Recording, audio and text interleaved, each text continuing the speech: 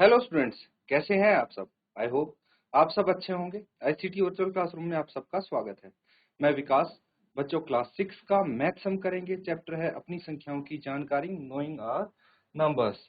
तो इस चैप्टर में बहुत सारी चीजें हम कवर कर चुके हैं, लेकिन अब जो कर रहे हैं फिलहाल वो है बच्चों वर्ड प्रॉब्लम्स। तो इनको आप ध्यानपूर्वक समझेंगे, नोट डाउन करेंगे ताकि इनको आप कर पाए सॉल्व। तो ये क्वेश्चन है बच्चों, नोट डाउन कर लीजिए इसको।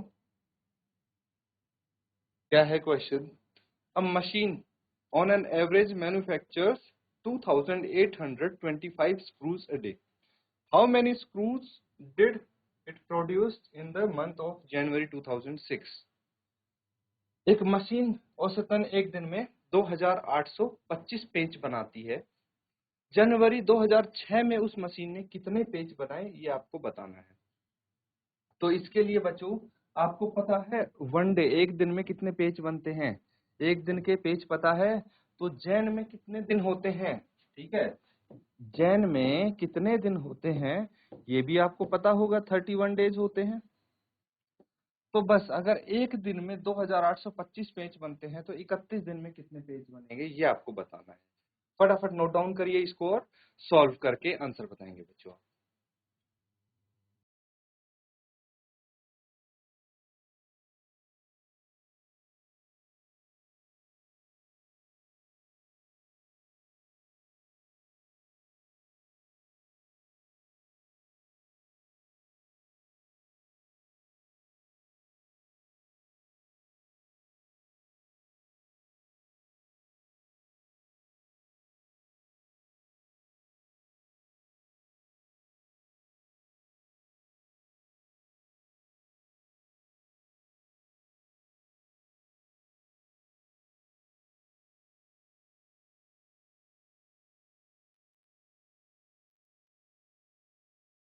तो बच्चों किस किस का आंसर आया है? जिसका भी आंसर आया है आप अपना आंसर बता दीजिए सबसे पहले। तो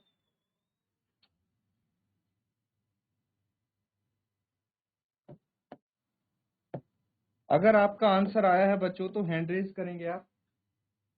जीआईसी थराली, जीजीआईसी थराली। बेटा किसी भी बच्चे का आंसर आया है तो हाथ खड़ा कीजिए आप।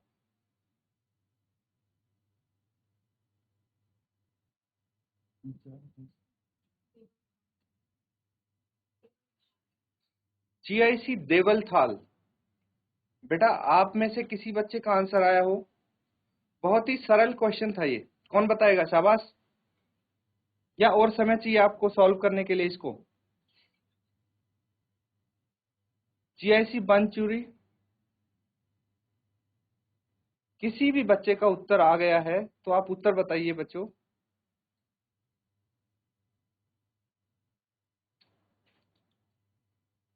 और माइक अपने पास रखिए आप, ताकि आप जैसे ही आपका आंसर आए आप शेयर कर सकें। तो देखिए यहाँ पे आंसर तो इजीली निकाल पाएंगे आप, लेकिन स्टेटमेंट भी लिखना जरूरी है। तो सबसे पहले आपको जो गिवन है वो लिख लेंगे। क्या लिखेंगे? Number of screws manufactured in one day. आप लिख लीजिए इसको, number of screws manufactured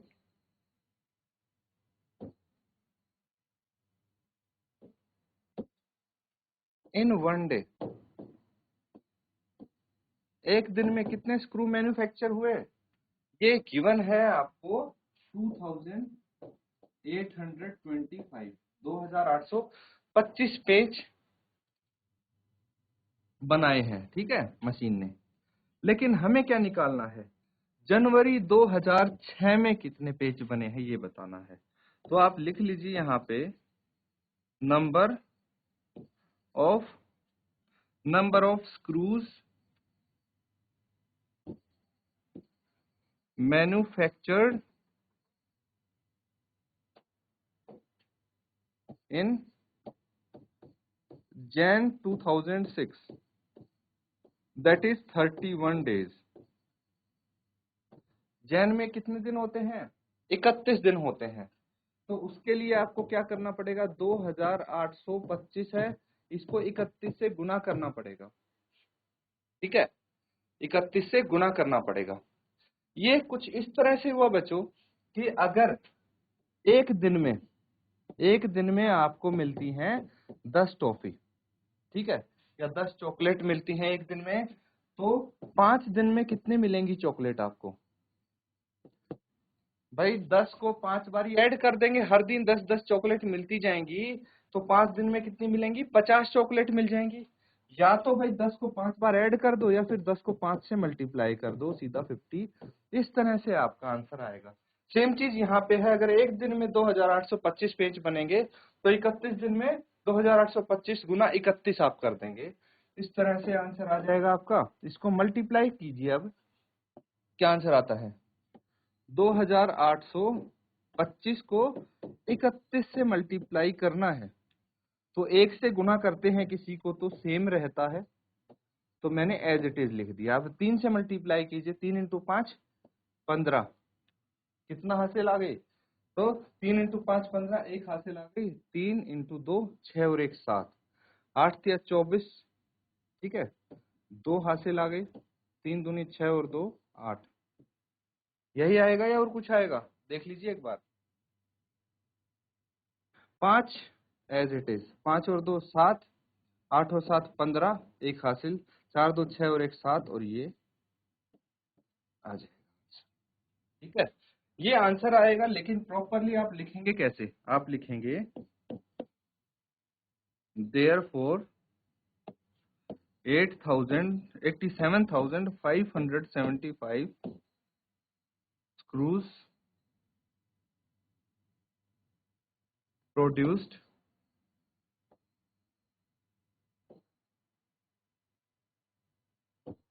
in the month of Jan 2006. That will be your answer. Note down कर लीजिए बच्चों। और कैलकुलेशन अगर आप करते हैं तो रफ कॉलम में भी ऐसे करके कर सकते हैं, या अदरवाइज डायरेक्ट इसी के नीचे ये कैलकुलेशन करके नीचे फाइनल आंसर लिख दीजिए आप, ठीक है, नोट डाउन कर लेंगे। किसी भी बच्चे को इससे रिलेटेड कोई डाउट है आप पूछ सकते हैं बच्चों।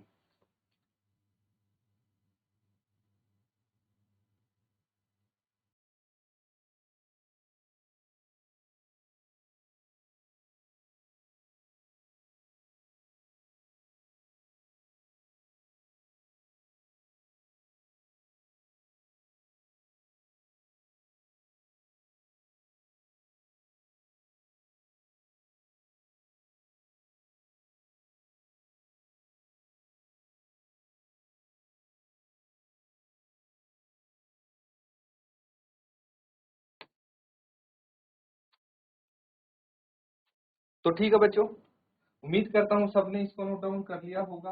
अगला सवाल देखिए, ये सॉल्व करना है आपको।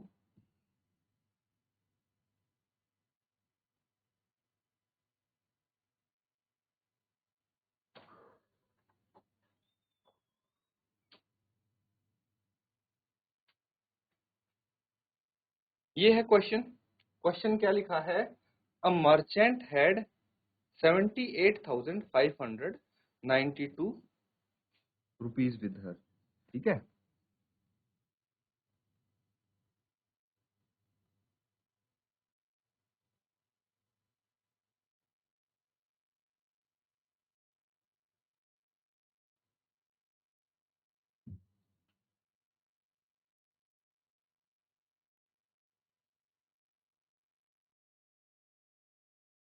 सबको विजिबल है अच्छे से? चलिए, यहाँ पे दिया गया है merchant had 78,592 rupees with her. She placed an order for purchasing 40 radio sets at rupees 1200 each. How much money will remain with her after the purchase? यानी एक व्यापारी के पास 78,592 रुपए थे, उसने 40 रेडियो खरीदने का ऑर्डर दिया तथा प्रत्येक रेडियो का मूल्य 1200 रुपए था। इस खरीदारी के बाद उसके पास कितनी धनराशि शेष रह जाएगी, ये आपको बताना है। तो सीधा सीधा पहले आप कैलकुलेट करेंगे कि 40 रेडियो का मूल्य कितना है, और जो 40 रेडियो का मूल्य आ जाएगा उसको आप 78,592 में से घटा लेंगे, आपका आंसर आ जाएगा। फटाफट नोट डाउन करके सॉल्व कीजिए।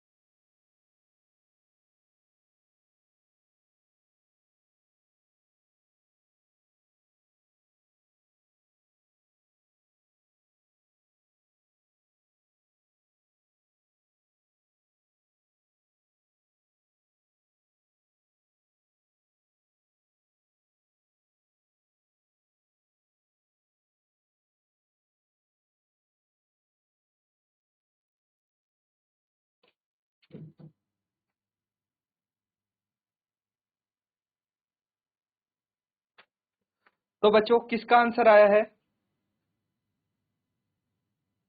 किसी बच्चे का आंसर आया है क्या? जीआईसी बीना खाल, बेटा किसी भी बच्चे का आंसर आया है तो हाथ खड़ा कीजिए आप। जीआईसी बीना खाल, बच्चों क्या आपका आंसर आया है किसी का? जीआईसी देवलथार,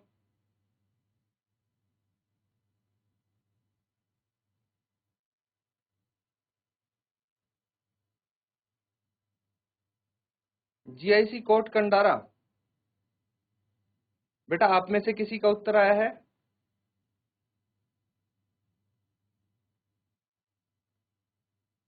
चलिए जल्दी से हल कीजिए, बहुत ज्यादा समय मत लीजिए आप, क्योंकि इजी सा क्वेश्चन है, ये सिंपल क्वेश्चन है।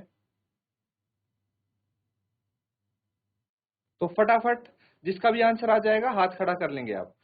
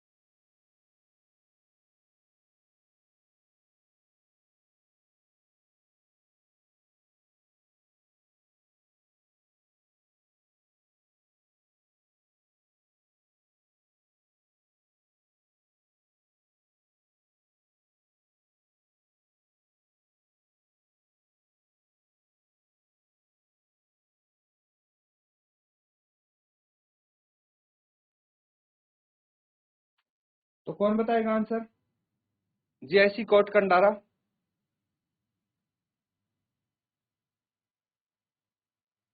क्या किसी को पता है उत्तर? जीआईसी बीना खाल।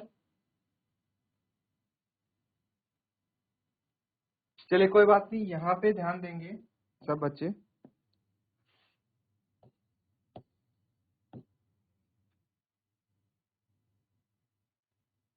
तो सब बच्चे इंग्लिश समझते हैं ना? अगर किसी को डाउट लगे तो आप पूछ लीजिएगा हाथ खड़ा करके, ठीक है बच्चों? तो यहाँ पे सबसे पहले क्या लिखेंगे? कॉस्ट ऑफ वन रेडियो एक रेडियो की कीमत या फिर मूल्य, एक रेडियो का मूल्य कितना होगा, ये हो जाएगा रुपए 1200। सबको पता है एक रेडियो का मूल्य कितना हो जाएगा, हिंदी में लिखना हो तो हिंदी में लिख सकते हैं, एक रेडियो का मूल्य बराबर है 1200 रुपए। फिर आप निकालेंगे कॉस्ट ऑफ 40 रेडियोस। अगर एक रेडियो का मूल्य 1200 रुपए है तो 40 रेडियो का मूल्य कितना होगा, 1200 इंटू 40 कितना आ जाएगा, 12 इंटू 4 आप कर दीजिए, 12 गुना 4 कितना होता है, 12 चौक 48, 48 होता है। बाकी जितनी भी शून्य लास्ट में आपको दिख रही हैं सब लगा देंगे, 1 2 3, 2 शून्य तो 12 के बाद है और 1 शून्य 4 के बाद है, तो 48,000 कीमत आई है किसकी, 40 रेडियो की। ठीक है, 40 रेडियो की 48,000 कीमत आई।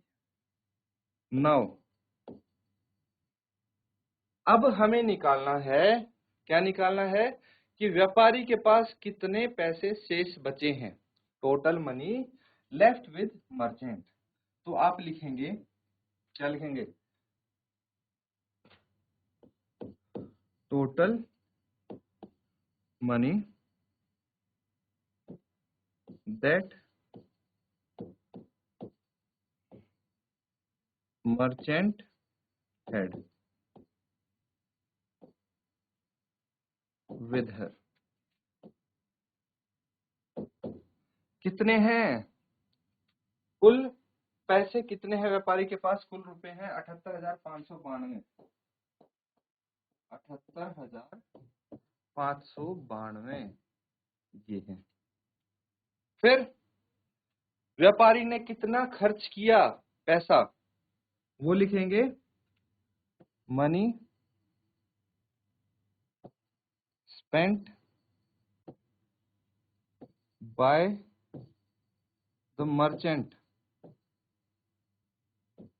व्यापारी ने पैसा कितना खर्च कर दिया, जितने के रेडियो मंगवाए हैं, कितने रुपए के रेडियो मंगवाए हैं, उसने मंगवाए हैं 48,000 के।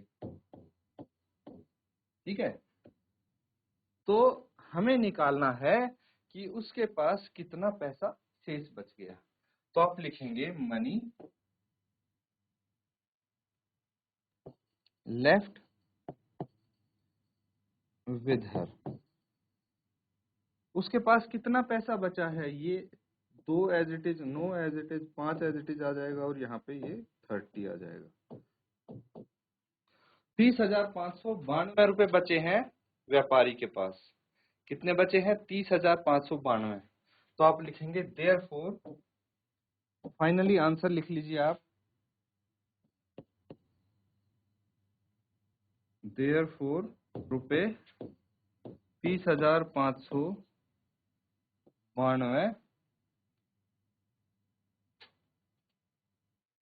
लेफ्ट विद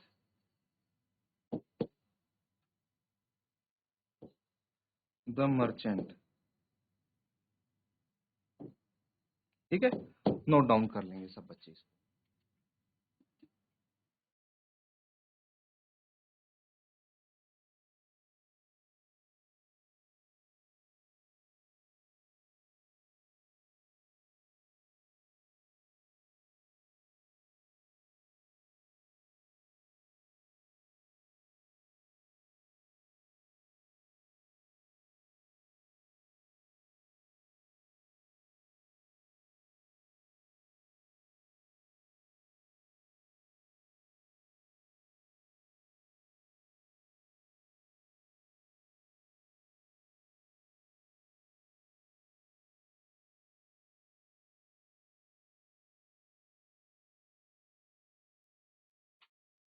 तो सबने कर लिया है नोट डाउन।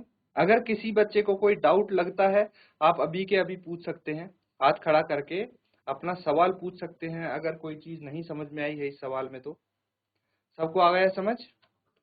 तो चलिए अगला सवाल करेंगे अब। इस क्वेश्चन को देखिए बच्चों,